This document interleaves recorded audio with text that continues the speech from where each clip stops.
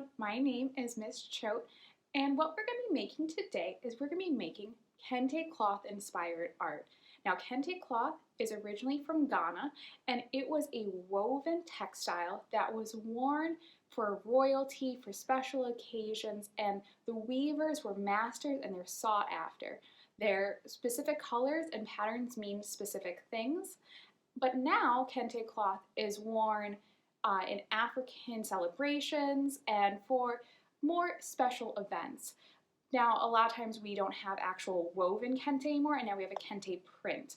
So that would be printed at a factory with the colors and the patterns. So we're going to take some inspiration from the kente weaving as well as the kente print, and we're going to make our own kind of print with colored paper that we're going to cut up into our shapes and create our patterns. We're going to think about what the colors represent, what the shapes represent, and we will create that. If you're close to the Winfield Public Library, you can pick up a bag, a craft bag from the curbside, and you can get those in the link below. I'll post when they'll be up. So go ahead, grab your supplies, you either go to the library and get them, or all you need is some colored paper, some scissors, and some glue, and let's get started. So the first thing we're going to do is we're going to gather our colored paper, and we want to make sure we are choosing our colors thoughtfully and thinking about what they mean. You can always here are some examples of some kente cloth, so that way we are inspired by what we're actually looking at. So this is kente, and the colors and designs are unique to Ghana. The colors represent different things, as you see here. Black is maturing, aging, intensified spiritual energy. Blue is peaceful, harmony, good fortune. Gold is royalty, wealth, spiritual purity. Green is vegetation, planting, harvesting, growth, good health. Gray is healing and cleansing. Maroon is the color of Mother Earth, associated with healing. Pink is associated with the female essence of life, calmness, sweet, tender. Red is political and spiritual. Silver is serenity, purity, joy. White is purification and healing. Yellow is preciousness, royalty, wealth, and fertility. So we want to think about those as we are picking our colors. So I thought about my colors for myself specifically and very thoughtfully. I chose blue, green, yellow, and white. These are the colors that I will be working with. You can pick any colors that you want, but I'm going to start by taking these three colors and I'm going to cut a strip. Now you could use a ruler or you can freehand it. I'm just going to be doing about the length of my thumb, so 2.5 inches. I'm going to cut the strip the short way, so I'm not going the long way. This is how my pattern will be represented.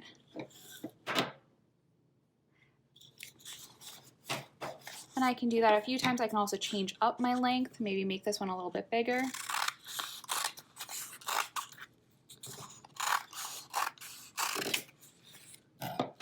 And I don't have to cut it all at once. I can stop there for a moment, set these aside, and focus on these. So the first thing I'm going to do is a zigzag. So I'm going to go from my straight edge here, which is my first one, and I'm going to draw a zigzag line. Now you could staple these papers together. You don't have to draw out your pattern. You could freehand it. And you can also save these little triangles that you'll be cutting out. Those would be great for other pieces within this kente cloth. So I realize I want to cut this one from down here. And then I'm going to start doing this back and forth. I'm just holding all together so they're all the same size. And don't worry if your marker or pencil lines show, because you can flip that over and that could be the back side. But we want all, this is going to be a pattern, so we want all of those colors to be the same. My zigzag doesn't necessarily have to be the same.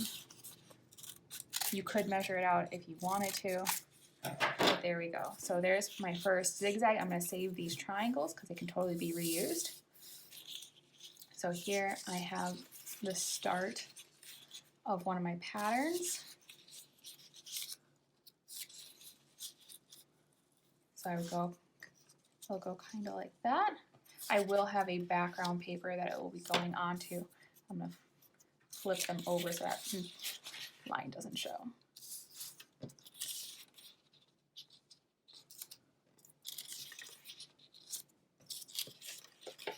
So there's my start. Now I can go ahead and I can cut out some squares. So I'm going to cut this one. I'm going to do maybe 4 times. I'm going to do 4 different shapes.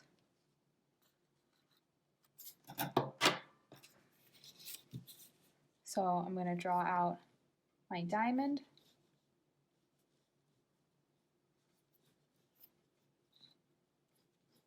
Remember, these other pieces are still great. So I'm going to put it over in my scrap pile.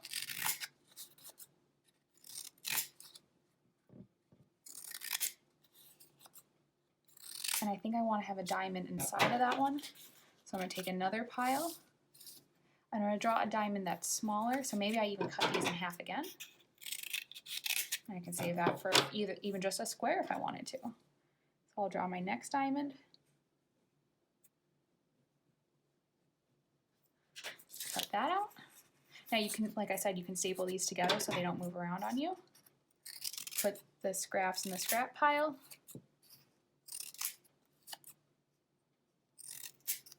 Now that's ready to be on top of my other one. I'll even keep these squares. I kind of like those. Maybe even those could be a pattern right there.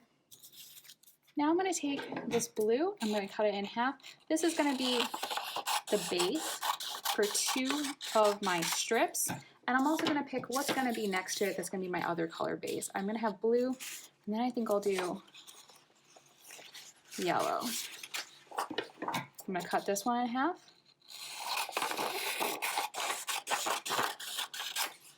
And I'm going to connect these together so I have my base. So this is going to be my pattern. This is going to be my background. For your background connecting, you can either tape it, glue it, or you can even just do one solid piece of paper for your background. So this is now my background. I'm going to have my yellows match and I'm going to have my blues match in my pattern. So I'm going to move aside my zigzags and my other shapes. I'm going to lay this down here.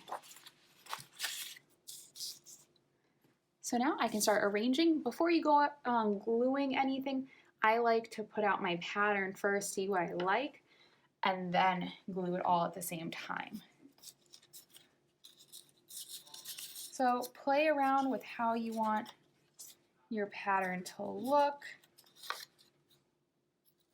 Remember, I want the same on each side, so I would actually have to cut these out again, because otherwise they won't be the same. But I can still kind of, before I do that, figure out what do I want, what colors do I want on what.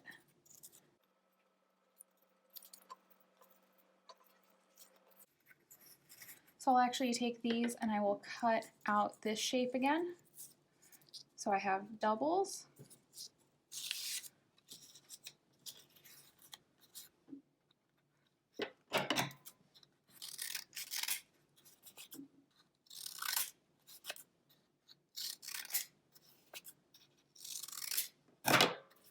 And then I will take this little one and put it on here for my doubles as well.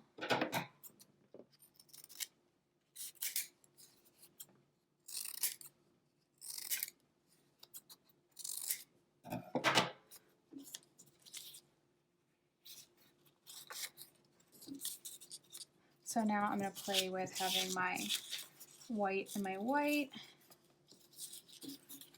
maybe my yellow and my yellow.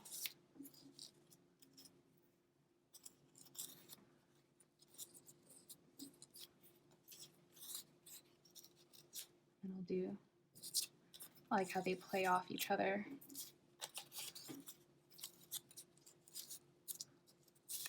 Remember, I don't want that line to show, so I'm going to flip it. Now I think I want something in the middle of both of those. So that's where I could look at my scrap pile.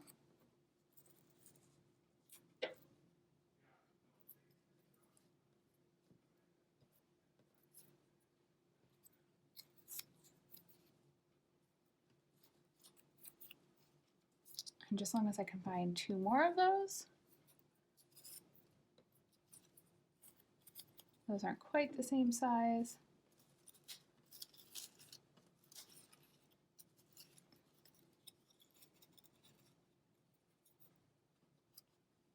And this one's not the same size, but I'll trim it.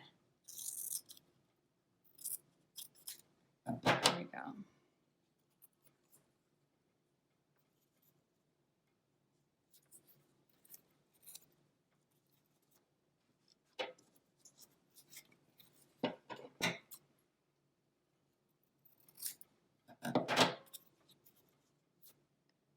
And then I could even have something on top of that, like I could do a circle. I could have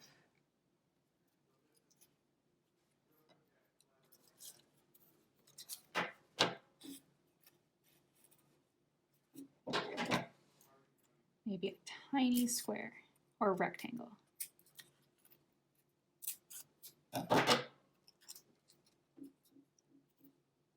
And you can see there I'm not even having to use any of my other,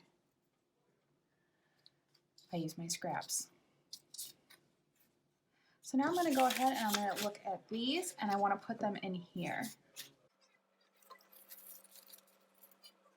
I only want them to be the width, so I would cut them right there so 2 of my V's will fit. So I want them the same, so 2 of my V's, so that's perfect. And you can layer them any way you want. Yours doesn't have to look exactly like mine.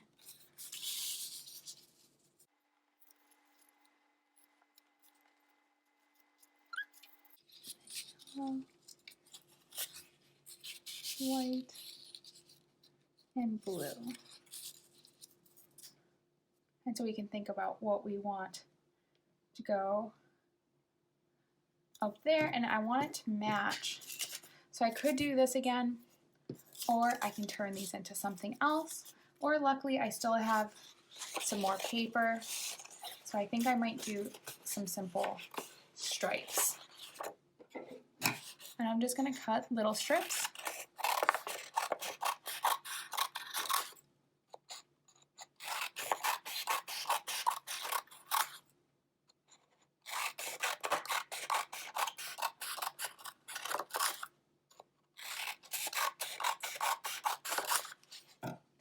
Maybe I don't want to use all my colors down here. I'm thinking now that if I saved a blue, I could use a blue up here, or I could have it still going this direction. And then I could get rid of this blue. This is why we don't glue down right away, because we think about it. And then I'm not going to use a yellow. I could use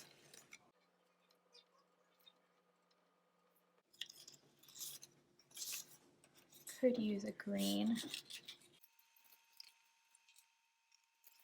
And then I think I want my stripes going like this, but underneath these.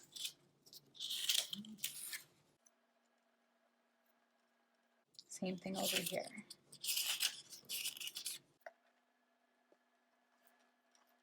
And then those can go back on top.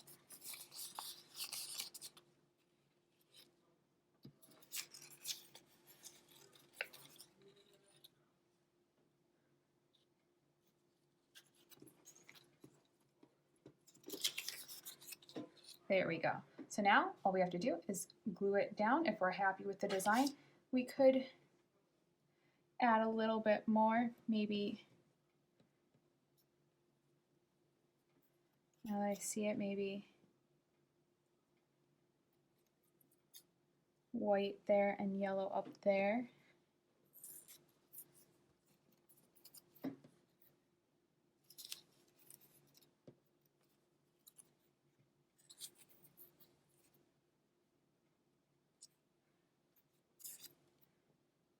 There we go.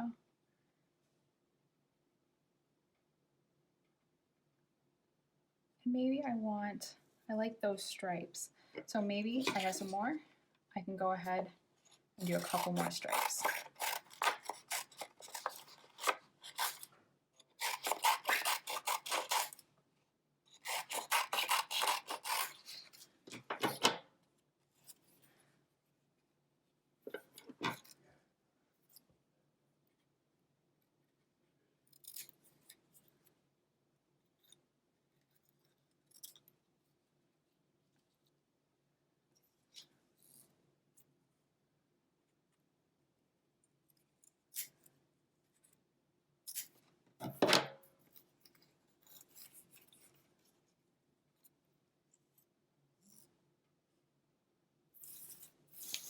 And there we go. Now we just glue it down and we are done with our Kente inspired art.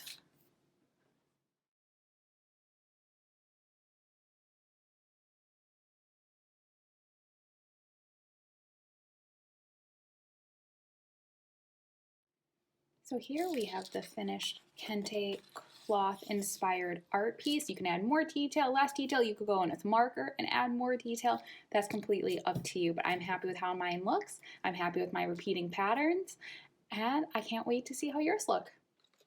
I hope you had fun making your Kente cloth inspired art collage piece. Remember, you can add detail with marker or pencil or color pencil if you want to add more in there, if you don't want to collage the whole thing. So I hope you enjoyed it. Remember, if you want to post it on Facebook and tag the Winfield Public Library as well as Choate Studio so we can see it, we'd love to, or you can email it to the library as well. We'd love to see what you create from these craft kits and from the video.